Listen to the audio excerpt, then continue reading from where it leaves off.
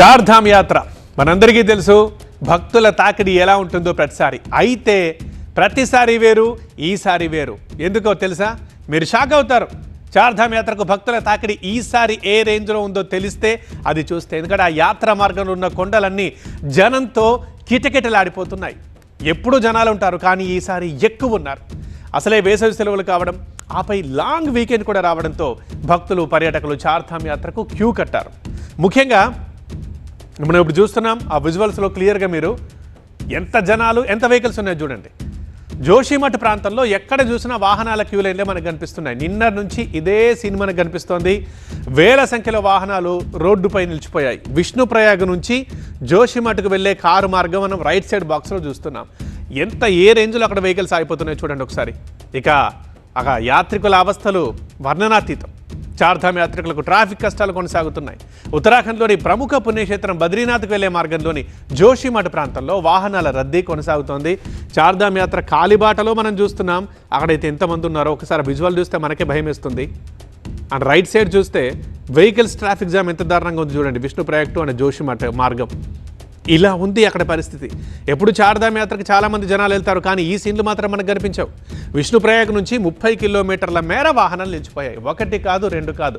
హైదరాబాద్ లాంటి ప్లేసుల్లో 1 kilometre traffic jam అయితేనే ఎంత బాధపడతామో మనకు తెలుసు. అట్లాంటిది అక్కడ 30 కిలోమీటర్ల మేర వాహనాలు నిలిచిపోయాయంటే ఇక వాళ్ళ అవస్థలు, బాధలు ఏ రేంజ్లో ఉన్నాయో మనం అర్థం చేసుకోవచ్చు. బద్రీనాథ్తో పాటు హేమకుండ్ సాహిబ్కు వెళ్లే భక్తులు కూడా గంటల తరబడి నడి రోడ్డుపై చిక్కుకుపోయారు. ఇరుకైన రహదారులపై వాహనాలు కనీసం ఇంచు కూడా కదలలేని పరిస్థితి. సో ట్రాఫిక్ జామ్తో పర్యాటకులు, యాత్రికులు నరక యాత్ర అనుభవిస్తున్నారు. ఇటు ట్రాఫిక్ క్రమబద్ధీకరణకు అధికారులు తీవ్రంగా శ్రమిస్తున్నారు. దీనికి తోడు ఇప్పుడు వేసవి కావడం వల్ల, ఎండలు గట్టిగా ఉండడం వల్ల ఇంకా ఇంకా ఇంకా ఇబ్బంది ఎక్కువైపోతోంది. సాధారణ ప్రాంతాలతో పోలిస్తే కొండ ప్రాంతాల్లో రోడ్లు ఇరుగ్గానే ఉంటాయి. ఒక్కసారి అక్కడ ట్రాఫిక్ జామ్ అయితే మాత్రం యాత్రికుల అవస్థలు అన్నీ ఇన్ని కావు. ఇక ఇదే రద్దీలో పెట్రోల్, డీజిల్ ఖాళీ అయిందా ఇంకా దారుణంగా ఉంటుంది అవస్థ. మళ్ళీ ఇంధనం దొరకడం కూడా కష్టమే. ఈ పరిస్థితుల్లో చార్ధామ్ యాత్రలో ట్రాఫిక్ జామ్ అనేది భక్తులకు ఇప్పుడు చుక్కలు చూపిస్తోంది. ఒక పక్క ఉత్తరాఖండ్ మాత్రమే కాదు, హిమాచల్ ప్రదేశ్లో కూడా ఇలాంటి పరిస్థితులే మనకు కనిపిస్తున్నాయి. ఎక్కడ చూసినా వాహనాల రద్దీనే కనిపిస్తుంది. సుదీర్ఘమైన ట్రాఫిక్ జామ్లే ఉన్నాయి. ఏ ప్లేస్లో మనం చూసినా, మనం విజువల్స్ అన్నీ మనం చూస్తున్నాం. ఒక్కొక్క దగ్గర నుంచి ఒక్కో చోట అన్ని ఇరుకైన రోడ్లు. సో లాంగ్గా చాలా కిలోమీటర్ల మేర ట్రాఫిక్ జామ్లు, అస్సలు కదలట్లేదు వెహికల్స్. ఒకసారి చూడండి.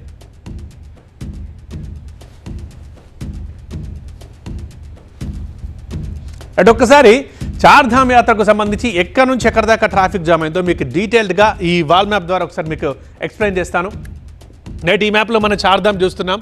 యమునోత్రి, గంగోత్రి, కేదార్నాథ్, బద్రీనాథ్, ఈ నాలుగింటిని కలిపే మనం చార్ధామ్ అంటారు. ఈ పుణ్యక్షేత్రాన్ని చూడడానికి ఎవ్రీ ఇయర్ వెళ్ళేది ఇదే చార్ధామ్ యాత్ర. ఇక్కడ మన క్లియర్గా ఎక్కడ ట్రాఫిక్ జామ్ అయిందో ఒకసారి చూద్దాం. ముఖ్యంగా విష్ణుప్రయాగ్ నుంచి అండ్ జోషిమఠ్ దాకా ట్రాఫిక్ జామ్ అయింది. ఆ ట్రాఫిక్ జామ్ కూడా ఎంత చూడండి ఒకసారి, 30 కిలోమీటర్స్ ఈ రోడ్లో ట్రాఫిక్ జామ్. అక్కడ మీకు క్లియర్గా ఎల్లో కలర్ కనిపిస్తుంది కదా, అది 30 కిలోమీటర్స్. సో ఈ 30 కిలోమీటర్స్ మేర ట్రాఫిక్ జామ్ అంటే ఎక్కడి వెహికల్స్ అక్కడే ఆగిపోయాయి. ఇందాక మనం చూసాం కదా 30 కిలోమీటర్ల మేర అంటే ఒక్కసారి అర్థం చేసుకోండి. ఇక్కడ సిటీస్లో 1 కిలోమీటర్ లేదా 2 కిలోమీటర్లే ట్రాఫిక్ జామ్ ఆగిపోతే, మన బండ్లు కదలకపోతే నరకం చూస్తుంటాం మనం. అట్లాంటిది 30 కిలోమీటర్ల మేర వాహనాలు ఆగిపోయి అసలు కదలట్లేదు అని అంటే ఆ పరిస్థితి ఎలా ఉందో అర్థం చేసుకోండి ఒకసారి. అండ్ మెయిన్గా ఇది విష్ణుప్రయాగ్ అనేది ఇదొక జంక్షన్ పాయింట్. అంటే చార్ధామ్ యాత్రకు ఎక్కడి నుంచి స్టార్ట్ అయినా, ఎటు నుంచి ఎటు వెళ్ళినా, ఏది ముందు చూసుకుని ఏది తర్వాత చూసుకున్నా మ్యాక్సిమం అందరూ ఖచ్చితంగా రావాల్సిన పాయింట్ ఈ పాయింటే. విష్ణుప్రయాగ్ అనేది గంగోత్రి, యమునోత్రి, కేదార్నాథ్, బద్రీనాథ్కి వెళ్ళే ప్రధాన జంక్షన్ అనుకోవచ్చు. So Vishnuprayag to Badrinath via Joshimath route ఇది. అయితే జోషిమఠ్ దాకా వెళ్ళే ఈ 30 కిలోమీటర్లే భారీగా ట్రాఫిక్ జామ్ అయింది. అయితే ఇక బద్రీనాథ్కి రోడ్డు మార్గం ద్వారా వెళ్ళిపోవచ్చు. అయితే కేదార్నాథ్కి మాత్రం కొంత దూరం ట్రెక్కింగ్ చేయాల్సి ఉంటుంది. ఒకసారి మనం ఇప్పుడు చూస్తున్నాం కేదార్నాథ్ ట్రెక్ చేయవచ్చు. ఇదిగో మ్యాప్లో చూడొచ్చు ఒకసారి. గౌరీకుండ్ దాకా రోడ్డు మార్గం ఉంది. అక్కడి నుంచి 16 కిలోమీటర్లు కాలిబాటలో ట్రెక్కింగ్ చేయాలి. ఇప్పుడు ఆ కేదార్నాథ్కు కాలు నడకన వెళ్ళే ఆ 16 కిలోమీటర్ల మేరనే ట్రాఫిక్ జామ్ ఏర్పడింది. అక్కడికి ఈ 16 కిలోమీటర్స్ మేర జస్ట్ నడుచుకుంటూ వెళ్ళాలి, ట్రెక్కింగ్ చేయాలి. ఇక్కడ ట్రాఫిక్ జామ్ అయింది. ఇందాక మనం మాట్లాడుకున్నది 30 కిలోమీటర్ల మేర రుద్రప్రయాగ్ దగ్గర వెహికల్స్, ఇప్పుడు నడిచేదేమో నడుచుకుంటూ వెళ్ళేది. అంటే ఈ ఏడాది ఏప్రిల్ 22న కేదార్నాథ్ ఆలయ ద్వారాలు తెరిచినప్పటి నుంచి భక్తుల రద్దీ ఊహించని రీతిలో పెరిగిపోయింది. రికార్డు స్థాయిలో కేవలం 39 రోజుల్లోనే 10 లక్షల మందికి పైగా భక్తులు బాబా కేదార్నాథ్ని దర్శించుకున్నారు. అంటే గతంతో పోలిస్తే ఇంత తక్కువ టైంలో ఇంత భారీ సంఖ్యలో భక్తులు తరలిరావడం ఇదే మొదటిసారి.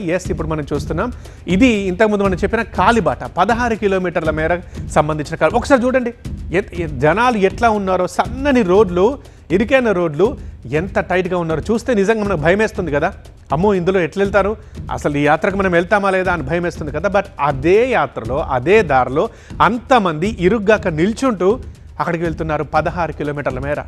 సో అయితే ఎప్పుడూ ఉంటుంది చార్ధామ్ యాత్ర జనాలు తాకిడి, బట్ ఈసారి మాత్రం చాలా చాలా చాలా ఎక్కువగా ఉంది. అందుకే ఇబ్బందులు కూడా ఎక్కువగా ఉన్నాయి.